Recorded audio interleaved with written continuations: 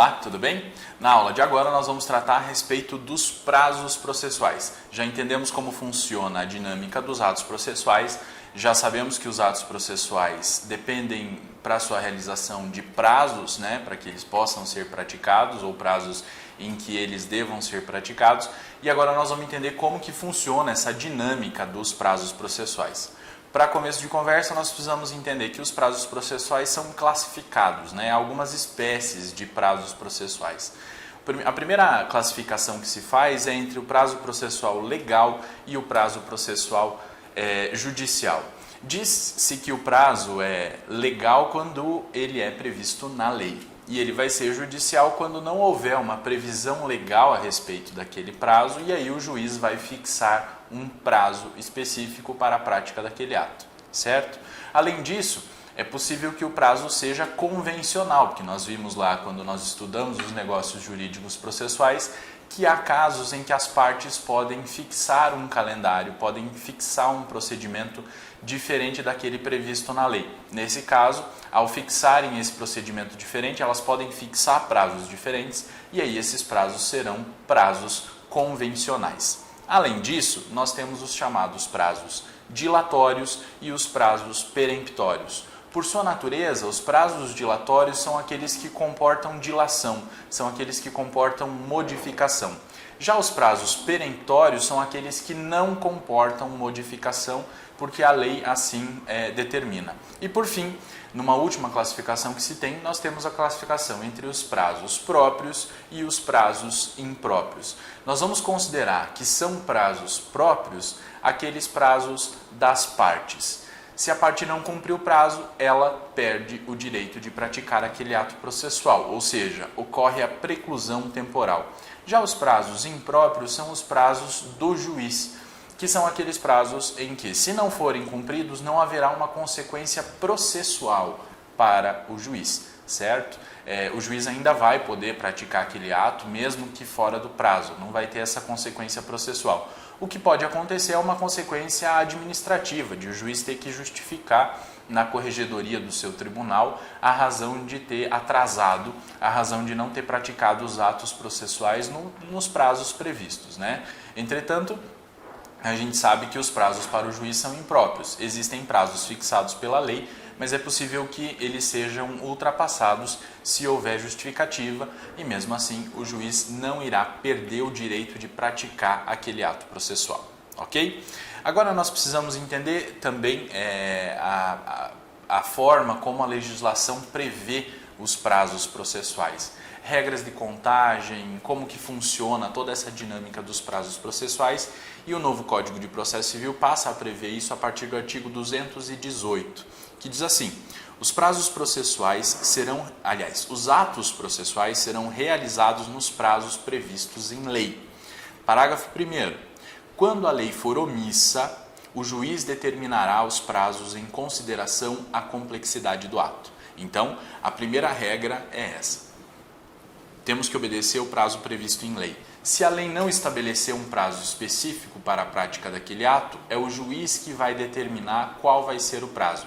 Então eu deixo de ter um prazo legal e passo a ter um prazo judicial, que é o prazo fixado pelo juiz, e o juiz deve então considerar a complexidade do ato para estabelecer o prazo para a sua prática. Quanto mais complexo o ato a ser praticado, maior o prazo a ser dado pelo juiz. Quanto menos complexo, menor o prazo a ser dado pelo juiz. O parágrafo 2º diz que quando a lei ou o juiz não determinar prazo, as intimações somente obrigarão a comparecimento após decorridas 48 horas. Então, quando se determinar a prática de um ato e não houver a fixação de prazo por um lapso do juiz, a lei não fixou o prazo e o juiz também não fixou, as intimações somente obrigarão comparecimento da parte ou de outras pessoas após decorridas 48 horas da ciência do ato.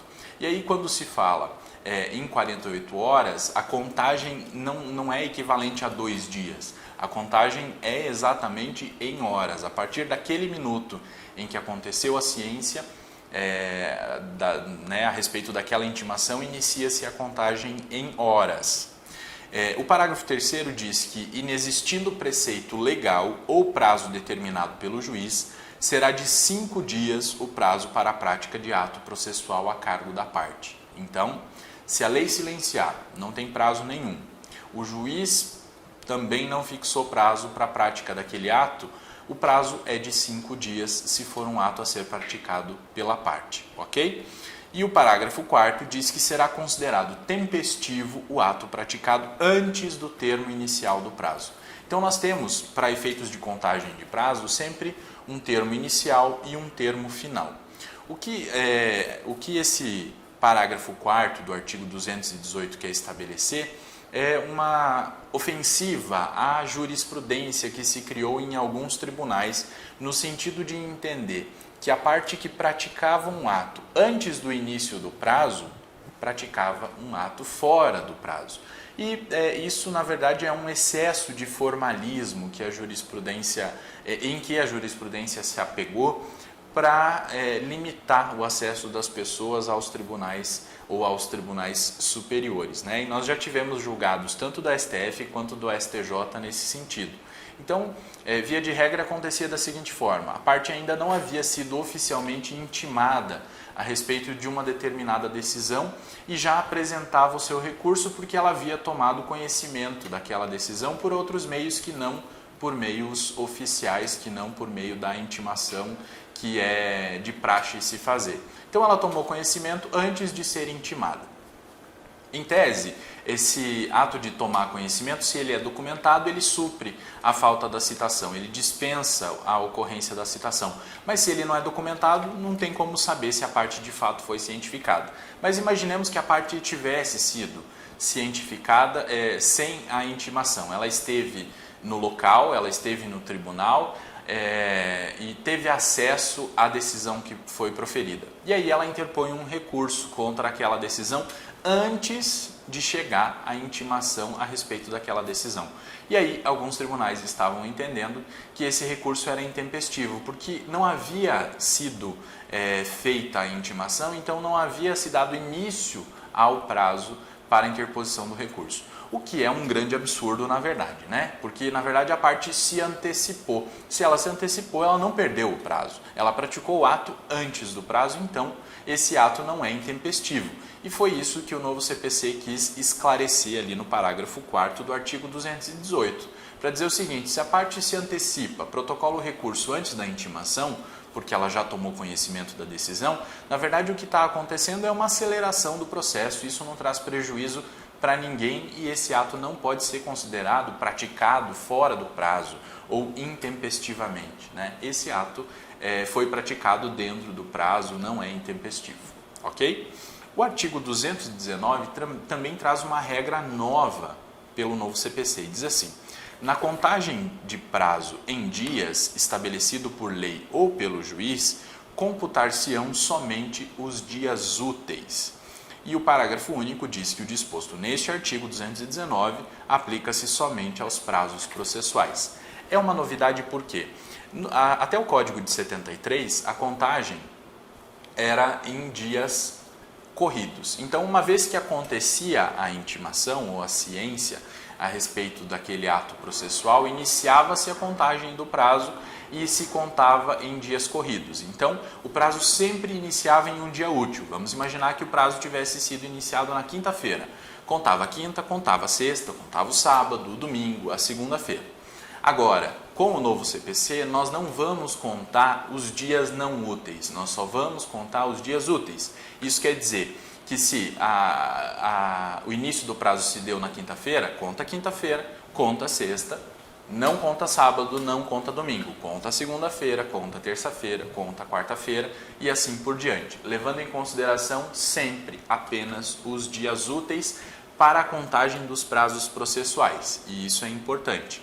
Se forem prazos processuais, ou seja, aqueles prazos previstos na legislação processual, conta-se em dias úteis. Se forem prazos de direito material, não se conta em dias úteis e aí se conta em dias corridos, porque o regramento de direito material para contagem de prazos é diferente. Aqui nós estamos considerando o artigo 219 apenas para a contagem de prazos processuais. E aí há uma divergência na doutrina e no entendimento de alguns tribunais a respeito de ser aplicável o artigo 219 com a contagem em dias úteis para outros sistemas processuais, como é o caso do processo penal, do processo do trabalho, ou mesmo dos juizados especiais, né? E aí a doutrina e a jurisprudência já tem travado uma discussão a respeito de se essa regra do artigo 219 é ou não é aplicável a outros tipos de processo além do processo civil.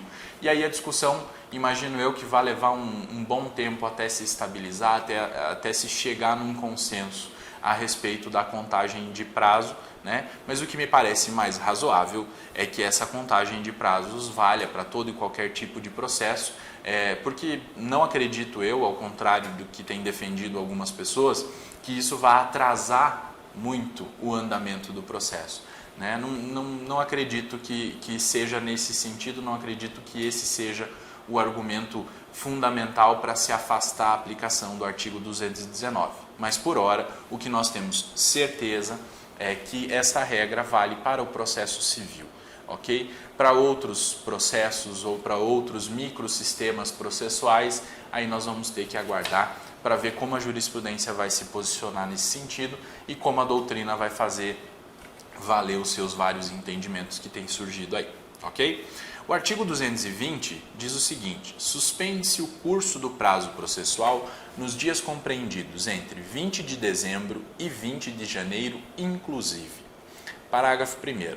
Ressalvadas as férias individuais e os feriados instituídos por lei, os juízes, os membros do Ministério Público, da Defensoria Pública e da Advocacia Pública e os auxiliares da Justiça exercerão suas atividades durante o período previsto no caput. E o parágrafo 2º diz que durante a suspensão do prazo não se realizarão audiências nem sessões de julgamento. O que esse artigo quis trazer foi estabelecer, sem grandes diferenças nos vários estados da federação, um período de férias para os advogados, né? Porque com a mudança na Constituição que aconteceu com a reforma do Poder Judiciário, com a emenda constitucional número 45 de 2004, acabou-se com aquele período de férias forenses, né? E aí não se sabia exatamente se os tribunais, na verdade, regulamentavam esse período de férias forenses para a suspensão da prática de atos processuais, cada um regulamentava à sua maneira. E o novo CPC veio unificar esse tratamento para esse período de descanso, principalmente visando a proteção dos direitos dos advogados, para dizer que entre os dias 20 de dezembro e 20 de janeiro, inclusive, vai se suspender o curso dos prazos processuais, né? E só serão praticados atos processuais que forem urgentes. Se não forem urgentes, não serão praticados os atos processuais, a fim de que os profissionais da área jurídica tenham esse período de descanso, né, entre o final de um ano e o início de outro ano. E aqui o parágrafo 1º fala da ressalva que é feita às férias individuais e aos feriados instituídos por lei. Nesses casos, os servidores públicos, juízes, membros do Ministério Público, da Defensoria Pública, não terão que trabalhar, né? Mas esse período de recesso forense entre os dias 20 de dezembro e 20 de janeiro, não quer dizer que os juízes não terão que trabalhar, a não ser que eles estejam de fato em férias, gozando das suas férias, eles não têm que trabalhar, mas caso contrário, tem que haver serventuários da Justiça, juízes, membros do Ministério Público disponíveis para atendimento dos casos urgentes, ok? O artigo 221 fala de suspensão dos prazos, e ele diz assim: suspende-se o curso do prazo por obstáculo criado em detrimento da parte ou ocorrendo qualquer das hipóteses do artigo 313, devendo o prazo ser restituído por tempo igual ao que faltava para sua complementação. E o parágrafo único diz que suspendem-se os prazos durante a execução de programa instituído pelo Poder Judiciário para promover a autocomposição, incumbindo aos tribunais especificar com antecedência a duração dos trabalhos. Então, o parágrafo único fala em programas que os tribunais possam desenvolver, ou mesmo que o Conselho Nacional de Justiça possa desenvolver, para tentar a autocomposição dos litígios. Nesse caso, vai se suspender durante o período desse programa os prazos daqueles processos. Já o artigo 221, ele fala em linhas gerais sobre a possibilidade de suspensão dos prazos processuais por obstáculo que seja criado em detrimento da parte ou quando ocorrer alguma das hipóteses do artigo 313. E o que vale para nós, para que nós possamos entender essa regra da suspensão, é o final do caput do artigo 221, quando ele fala que devendo o prazo ser restituído por tempo igual ao que faltava para a sua complementação. Então vamos imaginar que um prazo a parte esteja dentro de um prazo de 15 dias.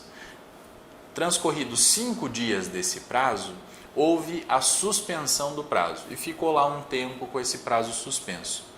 Quando finalizar a razão da suspensão, ou seja, quando não mais tiver a suspensão do prazo, esse prazo volta a correr. E daí diz o artigo 221, devendo o prazo ser restituído por tempo igual ao que faltava para a sua complementação.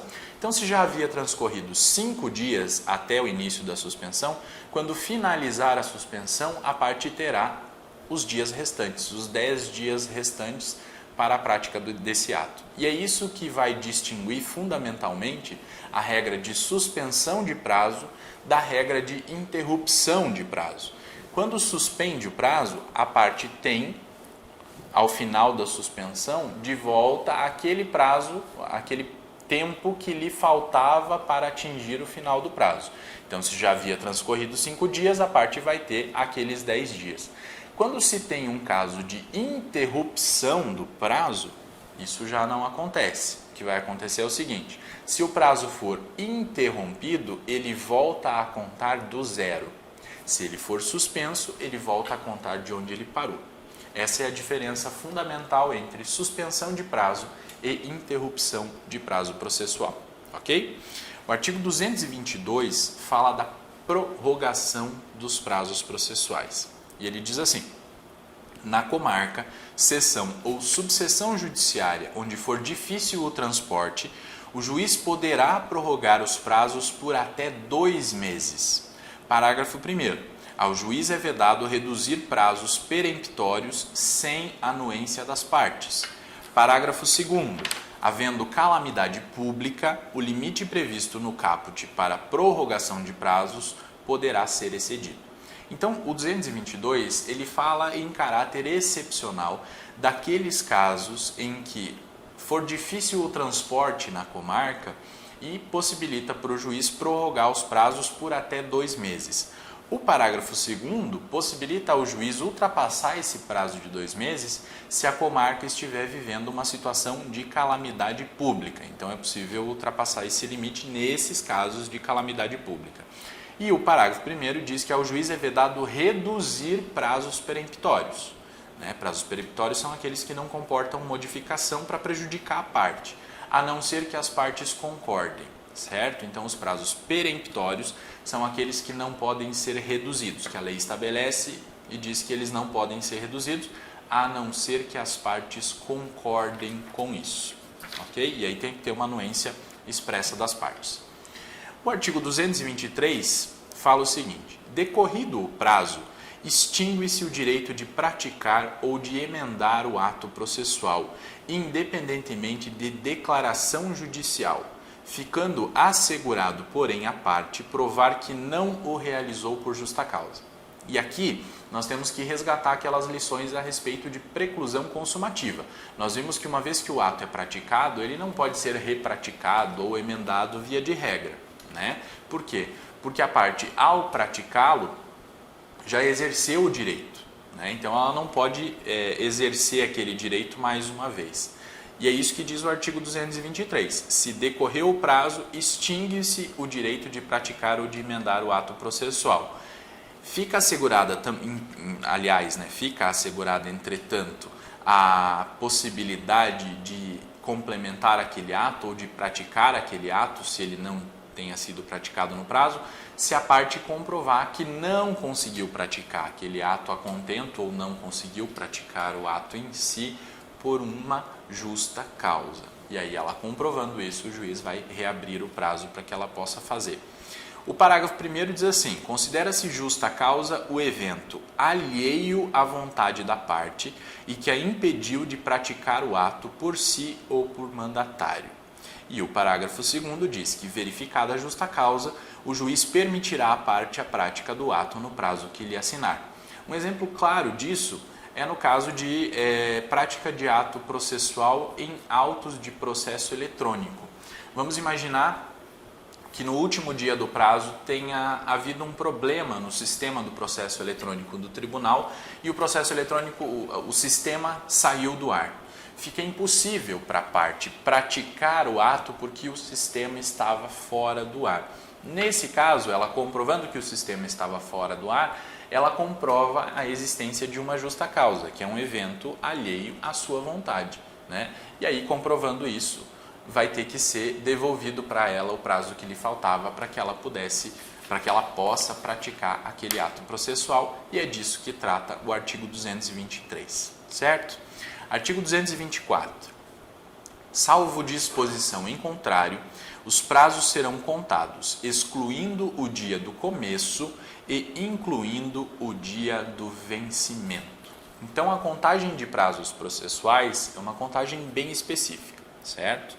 Então, os prazos serão contados, excluindo-se o dia do começo e incluindo o dia do vencimento. Vamos imaginar que a parte tenha sido intimada para a prática de um determinado ato na data de hoje. O prazo não começa a contar hoje, o prazo começa a contar no primeiro dia útil subsequente ao dia de hoje.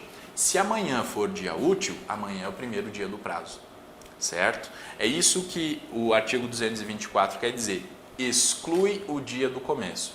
E aí eu vou contar, vamos imaginar que eu tenho um prazo de 15 dias, eu conto 15 dias úteis, né? Porque essa é a contagem do prazo em dias, conto 15 dias úteis, e aí o último dia é o 15º dia, né? Então eu tenho que praticar o ato no 15º dia. Eu não conto 15 dias e pratico o ato no 16º, porque ele diz: eu excluo o dia do começo e incluo o dia do final. Isso é importante. Então o meu último dia é o 15º dia, certo? Isso é muito importante saber para não perder a contagem de prazos.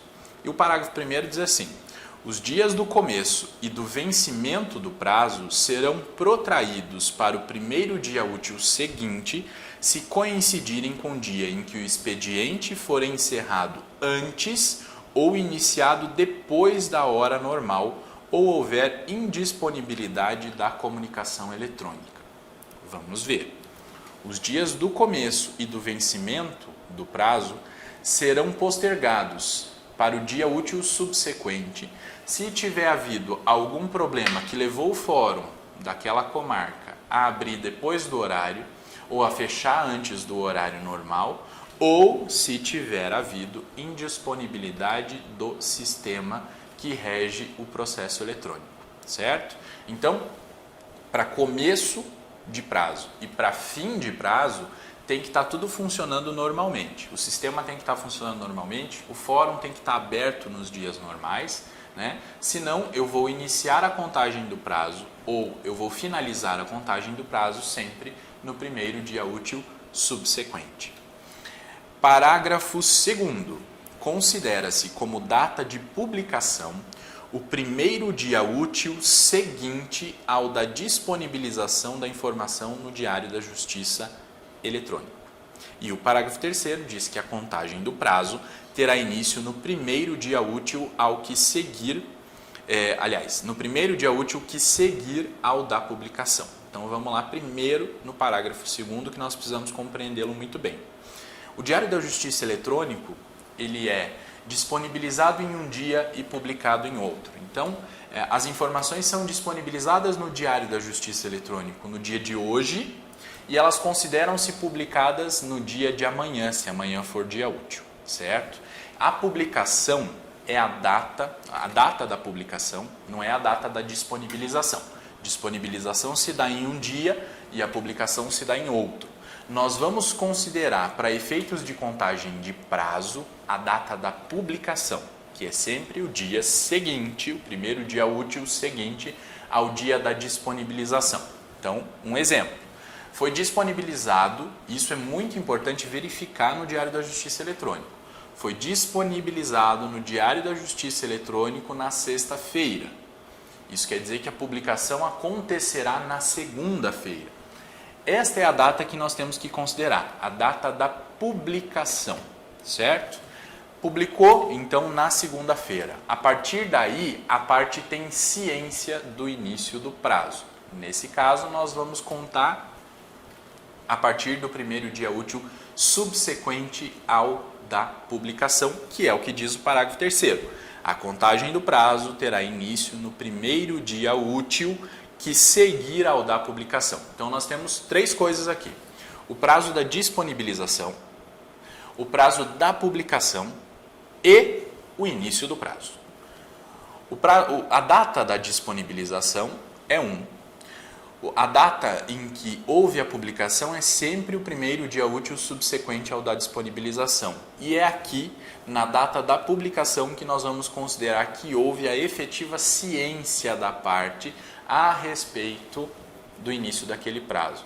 E aí, pela regra do parágrafo 3º, a contagem do prazo terá início no primeiro dia útil que seguir ao da publicação. Não é o primeiro dia útil da disponibilização. É o primeiro dia útil seguinte ao da publicação. E aí eu começo a contar o meu prazo. Então vamos imaginar, foi disponibilizado na sexta-feira. Foi publicado na segunda. Isso quer dizer que o meu prazo começa a contar na terça-feira. Então terça-feira é o primeiro dia do meu prazo, certo? Porque eu vou excluir o dia da publicação e vou incluir o dia útil, primeiro dia útil subsequente na contagem. Essa é a regra de contagem de prazo, isso para processos físicos. Nos processos eletrônicos, isso a gente vai ver quando estudar sobre processos eletrônicos, a contagem de prazo se dá até pelo próprio sistema do processo eletrônico, mas se dá de uma forma um pouco diferenciada, porque aí as comunicações não são feitas pelo Diário da Justiça Eletrônico. As comunicações são feitas pelo próprio acesso ao sistema ou mesmo por e-mail, né? E aí há um prazo diferenciado nesses casos. Mas por hora nós precisamos entender essas regras do artigo 224 que tratam basicamente da contagem de prazo, da publicação dos atos que se dão pelo Diário da Justiça Eletrônico. Ok? Artigo 225 estabelece a possibilidade da parte de renunciar ao prazo. E ele diz assim: a parte pode renunciar ao prazo estabelecido exclusivamente em seu favor, desde que o faça de maneira expressa. Então, a parte tem um determinado prazo, ela pode renunciar a esse prazo, mas para que isso tenha validade, ela tem que renunciar de forma expressa. Os artigos 226 e 227 vão estabelecer os prazos para o juiz. O 226 diz que o juiz proferirá despachos no prazo de 5 dias, decisões interlocutórias no prazo de 10 dias e sentenças no prazo de 30 dias. E o 227 diz que em qualquer grau de jurisdição, havendo motivo justificado, pode o juiz exceder por igual tempo os prazos a que está submetido. Então, essa é a regra do prazo para o juiz, do prazo impróprio, né? O juiz tem esses prazos aqui, mas ele pode exceder esses limites previstos na lei se houver motivo justificado, certo? E geralmente porque há um excesso de trabalho, então fica impossível exigir que o juiz sempre respeite esses prazos, mas obviamente que toda a gestão do gabinete deve ser para que o juiz consiga atender a esses prazos previstos na lei. O artigo 228 vai tratar sobre os prazos para os serventuários da Justiça e o artigo 229 vai tratar sobre uma situação interessante que é a situação do prazo dobrado para litisconsortes com diferentes procuradores. E ele diz assim: os litisconsortes que tiverem diferentes procuradores de escritórios de advocacia distintos terão prazos contados em dobro para todas as suas manifestações em qualquer juízo ou tribunal, independentemente de requerimento. Parágrafo 1º. Cessa a contagem do prazo em dobro se, havendo apenas 2 réus, é oferecida a defesa por apenas um deles. E o parágrafo 2º diz que não se aplica o disposto no caput aos processos em autos eletrônicos. Então vamos lá no caput. Ele fala em litisconsortes. Litisconsortes, nós temos litisconsórcios sempre que houver 2 ou mais pessoas no mesmo polo processual. Então eu tenho 2 ou mais autores ou 2 ou mais réus. Litisconsortes que tiverem diferentes procuradores de escritórios de advocacia distintos. Então, se eu tiver 2 ou mais autores, o que é difícil que aconteça, mas eu tenha 2 ou mais réus com advogados diferentes, de escritórios de advocacia diferentes, o prazo vai ser contado em dobro para todas as suas manifestações em qualquer juízo ou tribunal. O parágrafo 1º diz que cessa a contagem desse prazo em dobro se tiver apenas 2 réus e um deles apenas apresentou defesa, certo? E o parágrafo 2º diz que isso não se aplica nos processos eletrônicos. E isso porque a regra do artigo 229 de oferecer prazo em dobro é justamente voltada para os processos em autos físicos. Porque havendo 2 ou mais réus ou 2 ou mais autores, pode ser que haja dificuldades para que essas partes tenham acesso aos autos judiciais, porque uma parte levou em carga, a outra não devolveu, enfim, então a situação, o CPC prevê o dobro do prazo nesses casos para evitar que essas partes sofram alguma consequência por não terem acesso aos autos no prazo previsto para a prática do ato.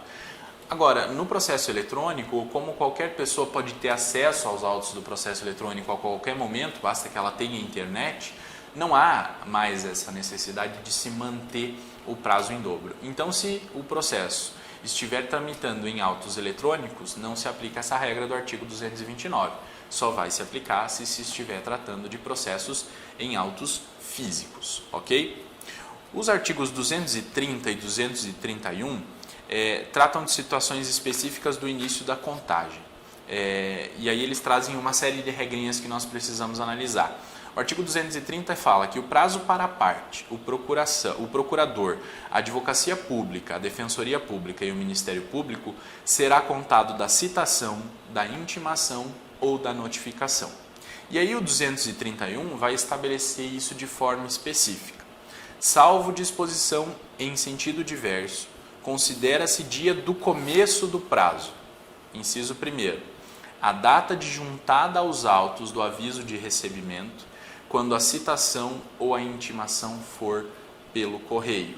Então, nós vamos considerar, segundo o artigo 231, considera-se o dia do começo do prazo, a data de juntada aos autos do aviso de recebimento, o famoso AR, quando a citação ou a intimação for pelo correio.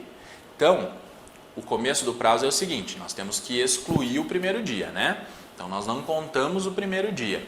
Então, se o AR foi juntado hoje, o que eu devo considerar?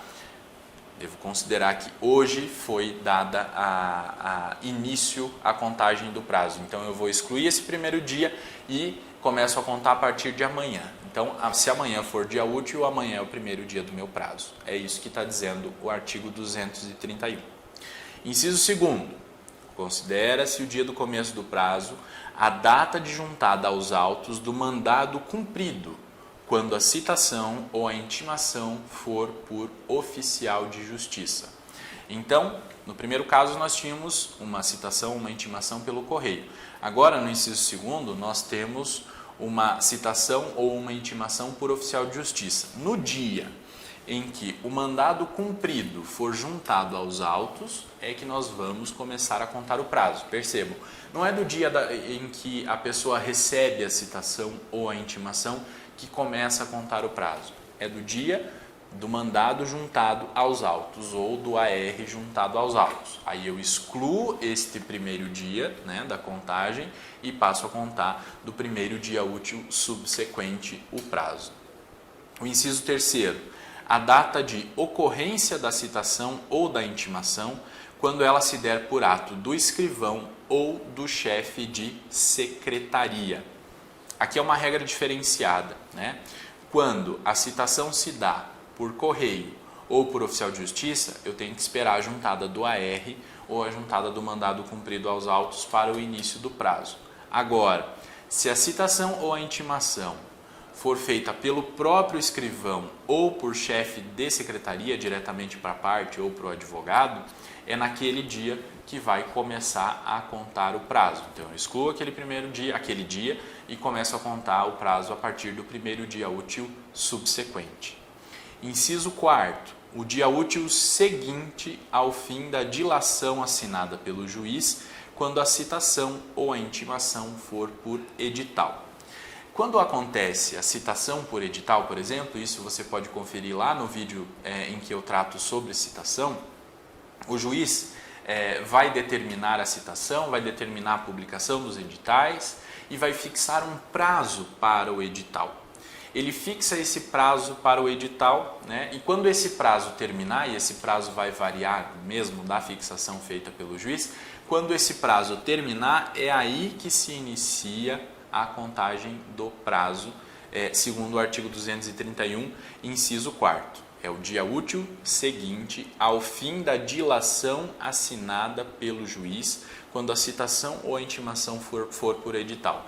Então vamos imaginar que o último dia do prazo do edital seja hoje. Amanhã é o primeiro dia útil subsequente, amanhã é o primeiro dia do meu prazo. A partir de amanhã que eu começo a contar esse prazo, ok? O inciso 5º diz que o dia útil seguinte à consulta ao teor da citação ou da intimação ou ao término do prazo para que a consulta se dê quando a citação ou a intimação for eletrônica. Aqui ele está tratando da citação ou da intimação que é feita de forma eletrônica. Quando isso acontece, há um prazo para que a citação ou a intimação seja lida, certo? Cada sistema processual vai estabelecer um prazo para que a citação ou a intimação seja lida se ela for feita por meio eletrônico. E aí, vai dizer o inciso 5º do artigo 231, que o prazo começa a contar depois que finalizar esse prazo para a leitura da intimação ou da citação eletrônica. Tá? Então vamos imaginar que num determinado processo o juiz tenha determinado a intimação eletrônica de uma parte para o cumprimento de um determinado ato. A parte vai receber um comunicado eletrônico de que ela foi intimada, né? E ela tem um prazo para ler essa intimação, né? À medida em que ela leu, se ela recebeu já no dia e ela leu nesse mesmo dia, começa a contar o prazo para o cumprimento do ato, certo? Mas ela pode ler somente no último dia. Se ela não lê espontaneamente, aquela intimação vai ser dada como lida e aí passa a contar o prazo para a prática do ato. Então nós temos dois prazos aqui que nós precisamos entender. Nós temos o prazo para a leitura da intimação ou da citação e o prazo para a prática do ato. São duas coisas diferentes. O prazo para a leitura geralmente é um prazo de 10 dias que se dá para a leitura da intimação ou da citação. Esgotado esse prazo, se a parte leu ou não leu, tanto faz. A intimação ou a citação vão ser dadas como lidas e aí inicia-se a contagem do prazo para a prática do ato, que é o que diz o inciso 5º. O dia útil seguinte à consulta ao teor da citação ou da intimação, se a parte fez isso espontaneamente, ou ao término do prazo para que a consulta se dê quando a citação ou a intimação for eletrônica, certo? Então, se eu li no primeiro dia do meu prazo que eu tenho 10 dias para ler essa intimação. Eu li no primeiro dia, quer dizer que eu renunciei ao prazo para a leitura da intimação e aí vai começar no primeiro dia útil subsequente a contar o meu prazo para a prática do ato, ok? O inciso 6º fala da data de juntada do comunicado, de que trata o artigo 232, ou não havendo esse, a data de juntada da carta aos autos de origem devidamente cumprida quando a citação ou a intimação se realizar em cumprimento de carta. Para entender, nós precisamos ir lá no artigo 232, que diz assim: nos atos de comunicação por carta precatória, rogatória ou de ordem, a realização da citação ou da intimação será imediatamente informada por meio eletrônico pelo juiz deprecado ao juiz deprecante. Então, nós precisamos entender esse conceito de carta. Geralmente, a intimação ou a citação se dá dentro de uma mesma comarca. Se eu tiver que intimar uma pessoa ou citar uma pessoa que esteja numa comarca diversa, eu vou precisar encaminhar para essa comarca uma chamada carta precatória. Então, é o juiz desta comarca que vai solicitar ao juiz da outra comarca que pratique aquele ato processual, né, que oportunize que aquele ato processual seja praticado. Aí eu vou ter uma intimação ou uma citação por carta precatória. Pode ser uma carta rogatória, quando eu tenho que solicitar a um juiz estrangeiro, né, e daí é um pedido entre países soberanos, né, por isso que se chama carta rogatória. Ela não impõe uma obrigação do país de cumprir aquele ato processual. O país estrangeiro vai verificar se é o caso ou não de praticar aquele ato processual, então ele pode se negar, mas se ele fizer, ele vai fazer isso por meio de uma carta rogatória. Ou uma carta de ordem, que é quando um tribunal determina que um juiz de instância inferior pratique um determinado ato em seu nome. E aí, o inciso 6º do artigo 231 diz que começa a contar o prazo da data de juntada do comunicado de que trata o artigo 232. O 232 diz que sempre que se tiver um ato de comunicação processual por meio de carta precatória, rogatória ou de ordem, a realização da citação ou da intimação vai ser informada ao juiz que solicitou por meio eletrônico, né? Então, o prazo vai começar a contar da data de juntada aos autos do comunicado eletrônico feito pelo juiz deprecado ao juiz deprecante. Então, vamos para um exemplo. Um juiz da comarca de Curitiba, por exemplo, precisa cumprir um determinado ato processual em Manaus. E aí, ele manda uma carta precatória para o juiz de Manaus, solicitando que o juiz de Manaus determine que um oficial de justiça lá promova a intimação de uma determinada pessoa. Ok? Ao fazer isso, o juiz da comarca de Manaus, ao determinar o cumprimento daquela determinação do juiz de Curitiba, determina que o oficial de justiça promova a intimação. O oficial de justiça promove a intimação e informa o juiz de Manaus que ele fez a intimação. O juiz de Manaus então determina que seja informado o juiz de Curitiba, para que o juiz de Curitiba tome conhecimento de que aquela citação, aliás, de que aquela intimação foi realizada. Esse comunicado eletrônico deve ser juntado aos autos do processo. E aí, a partir do momento em que esse documento eletrônico for juntado aos autos do processo, inicia-se a contagem do prazo para a prática do ato objeto daquela intimação, e é isso que diz o inciso 6º do artigo 231. Repetindo, a data de juntada do comunicado de que trata o artigo 232, ou, não havendo esse, a data de juntada da carta aos autos de origem devidamente cumprida. Então, pode acontecer que o juiz de Manaus não faça a informação eletrônica para o juiz de Curitiba. Se ele não fizer isso, nós temos que esperar aquela carta precatória voltar de Manaus para Curitiba. Quando ela for juntada nos autos em Curitiba, é que nós vamos então ter o início da contagem do prazo para a prática daquele ato processual. Ok? O inciso 7º fala que considera-se o dia do começo do prazo a data de publicação quando a intimação se der pelo Diário da Justiça, impresso ou eletrônico, e aqui na verdade ele já repete uma regra que nós já conhecemos, né? Então, a data de publicação, eu excluo aquela data e começo a contar no primeiro dia útil subsequente. Lembrando que publicação é diferente de disponibilização, isso é importante saber. Inciso 8º, considera-se o dia do começo o dia da carga, quando a intimação se der por meio da retirada dos autos em carga do cartório ou da secretaria. Quando isso aqui está direcionando diretamente para aqueles casos em que o processo é físico, né? Então, o advogado pode retirar os autos do processo em carga. E aí, se ele não tiver sido intimado ainda, ele vai ser intimado no momento da carga e a partir daí inicia-se a contagem do prazo. Esse é o dia do começo, então eu vou excluir o dia da carga e começo a contar a partir do primeiro dia útil subsequente ao dia em que foi feita a carga dos autos. Parágrafo 1º diz assim: quando houver mais de um réu, o dia do começo do prazo para contestar corresponderá à última das datas a que se referem os incisos 1º a 6º do caput. Então, esses incisos todos que nós vimos consideram-se regras como se existisse apenas um réu. O parágrafo 1º diz o seguinte: se tiver mais de um réu, o prazo inicia-se a partir da citação ou da intimação do último, certo? Quando houver mais de um réu, o dia do começo do prazo para contestar corresponderá à última das datas a que se referem os incisos 1 a 6º do caput, tá?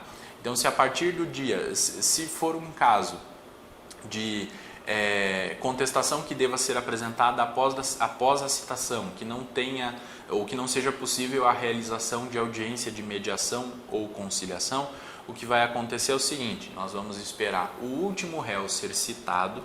Quando o último mandado for juntado aos autos ou o último aviso de recebimento for juntado aos autos, é aí que começa a contagem do prazo para contestação, certo? E aí começa a contagem do prazo de 15 dias para todos os réus. Se forem réus com diferentes procuradores e se estiver tratando de um processo em autos físicos, esse prazo ainda vai ser dobrado. Então eu espero a juntada do último mandado cumprido aos autos ou do último AR, dobro o prazo de 15, vai passar a ser 30 dias, né? E aí todos os réus terão esse prazo de 30 dias na hipótese deles serem réus diferentes com procuradores de escritórios diferentes, ok? Parágrafo 2º. Havendo mais de um intimado, o prazo para cada um é contado individualmente, né? Então percebam, o parágrafo 1º fala que quando houver mais de um réu, o dia do começo do prazo para contestar corresponderá à última das datas. Já o parágrafo 2º fala em intimação. Havendo mais de um intimado, o prazo para cada um é contado individualmente, tá? Porque aqui ele não está falando necessariamente de litis consortes. Pode ser que sejam as duas partes sendo intimadas para cumprimento de um determinado ato processual. Os prazos daí vão ser independentes. Só vai ser o mesmo prazo no caso do parágrafo 1º para réus que forem contestar. E o parágrafo 3º diz que quando o ato tiver de ser praticado diretamente pela parte ou por quem de qualquer forma participe do processo sem a intermediação de representante judicial, o dia do começo do prazo para cumprimento da determinação judicial corresponderá à data em que se der a comunicação, tá? Então, quando o ato tiver de ser praticado pela parte e não por intermédio do seu advogado, o dia do começo do prazo para cumprimento da determinação corresponde à data em que se der a comunicação. Então, se a comunicação diretamente à parte foi feita hoje, eu começo a contar o prazo no primeiro dia útil subsequente de hoje. Essa é a regra do parágrafo 3º. E o parágrafo 4º diz que aplica-se o disposto no inciso 2º do caput à citação com hora certa. E aí nós vamos verificar, e vocês podem ver com mais detalhes vendo o vídeo sobre citação, e ele vai disciplinar sobre como se dá a citação com hora certa, ok? Mas era isso que nós tínhamos para falar sobre os prazos processuais. O que eu aconselho é muito cuidado com relação a isso, muito cuidado com relação às diferenças entre os prazos e como os atos devem ser praticados nos autos de processos físicos e nos autos de processos eletrônicos. E muito cuidado com essas regras, principalmente com essas regras de contagem, né? Sempre lembrando, prazo processual, exclui-se o dia do começo e inclui-se o dia do final. Isso quer dizer que, quando o código disser dia do começo do prazo, não é necessariamente que eu vou contar aquele como o primeiro dia do prazo, porque eu devo excluir o dia do começo. Eu devo começar a contagem do prazo no primeiro dia útil subsequente ao dia do começo. Parece um pouco confuso, mas se você conseguir entender bem isso, você não vai ter grandes problemas depois, certo? Era isso. Nos vemos na próxima quando a gente for falar sobre nulidades processuais. Até mais!